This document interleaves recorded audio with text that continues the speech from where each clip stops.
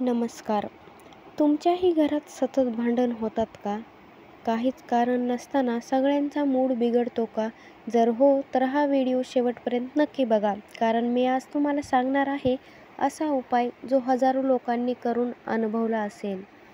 कारण समजून घ्या की भांडणे का होतात. नकारात्मक ऊर्जा, वादविवाद, मत्सर, ग्रहदोष, वास्तुदोष यांचा परिणाम. घरातील देवघर, झोपण्याची दिशा, स्वयंपाकघरातील चुकीची मांडणी यांचा पैसा व मनशांतीवर प्रभाव पडतो.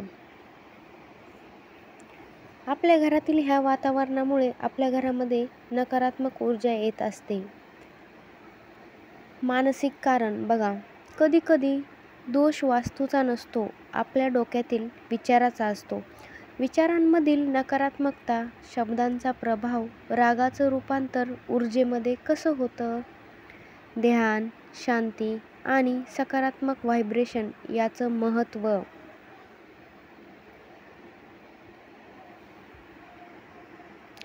बघा, वास्तू उपाय. वास्तू, दरवाजाची दिशा, देवघर कसं ठेवावं, स्वयंपाकघर व शौचालयाचं योग्य स्थान, घरातल्या ठेवल्या जाणाऱ्या वस्तू जसं की मीठ, शंख, क्रिस्टल, तुळस आणि दीपक. पूर्वेकडे दररोज सकाळी सूर्योदयाला पाणी अर्पण करा. याने घरातील तणाव नष्ट होतात. धार्मिक आणि ऊर्जात्मक उपाय बघा. हनुमान चालीसा, दुर्गा सप्तशती, श्री सूक्त किंवा लक्ष्मी मंत्र यांचा जप. शनिवारी काळा तिळाचा दीप नक्की लावा. यामुळे घरामध्ये शांती टिकून राहते आणि घरामध्ये साडेसती येत नाही. मंगळवारी हळदीचा दीपक लावा.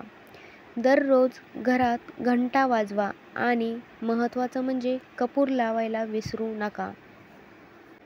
आता बघा, मनोवृत्ती बदल. प्रत्येकाने घरात मी बरोबर तू चुकीचा असं म्हणणं थांबवावं. त्यामुळे आपल्या घरातील संवाद, वादविवाद वाढतात. ऐकून घ्या. प्रेमळ वातावरण निर्माण करा. घरात रोज धन्यवाद म्हणण्याची सवय लावा. प्रेमाने शब्द बोला. जर तुम्हाला राग आलाच असेल तर काही वेळासाठी स्वतःचा राग शांत करा. स्वतःला मनातल्या मनात सांगा की तू काहीच बोलू नकोस, तू ह्यावेळेस शांत राहा, नाहीतर भांडण वाढणार आहे. त्यामुळे स्वतः शांत राहा. संपूर्ण उपाय एकत्र करून पाहू शकतात. या उपायांनी हजारो घरामध्ये शांतता परत आलेली आहे. दररोज देवाला दिवा लावायला विसरू नका.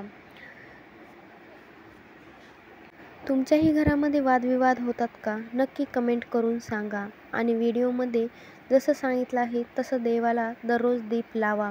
व्हिडिओ आवडला असेल तर नक्की लाईक, कमेंट, शेअर आणि आपल्या अनेक उपायांसाठी अजून चॅनलला सबस्क्राईब केलं नसेल नक्की करा. महत्त्वाचं म्हणजे आपल्या व्हिडिओला हाईप करायला विसरू नका. धन्यवाद. श्री स्वामी समर्थ. जय जय रघुवीर समर्थ.